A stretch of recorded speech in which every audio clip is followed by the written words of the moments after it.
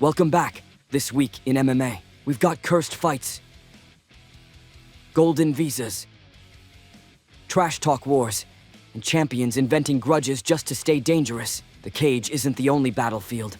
Outside it, the stories are even wilder. Strap in, fight fans, because chaos is the language of this sport.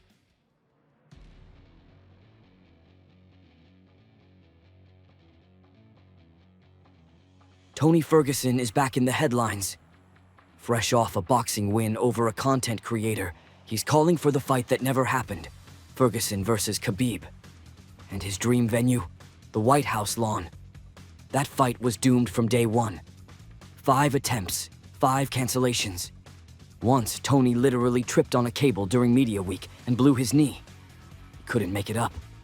But his boxing win showed flashes of the old Tony. Elbows, chaos, and unshakable self-belief. Should he return to MMA? Probably not. But cashing $500,000 a night boxing influencers, that's the smart move. As for Khabib, he walked away from generational money. If you turn down $40 million, you're not coming back for nostalgia.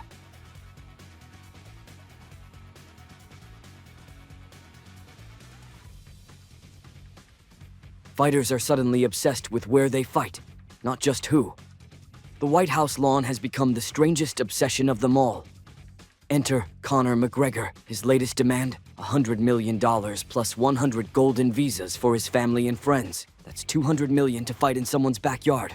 Crazy? Absolutely. But this is classic McGregor. It's not about contracts, it's about headlines. He did it with Mayweather, and he's doing it again. Reality check. His actual UFC deal pays closer to $12 million a fight. Huge, but not rewrite immigration law money. Still, while fans argue if he's serious, McGregor's goal is achieved. He's once again the center of the MMA universe. And here's the question. What if the UFC actually gave in?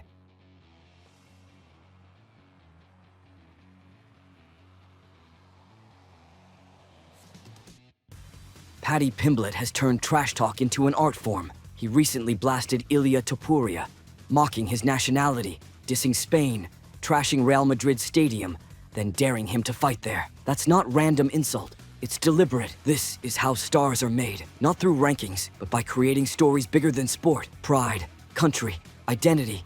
It all sells. Pimblett is forcing Spain into the spotlight. On paper, Topuria is the favorite, but Pimblett's undefeated, younger, and fights like a man who thinks destiny is on his side. That belief, it's dangerous. Topuria may be Spain's golden boy, but every hero needs a villain. Pimblett is auditioning for the role, and he's making sure the world notices.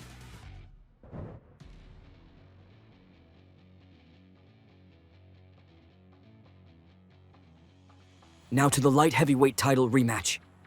Alex Pereira versus Magomed Ankalaev.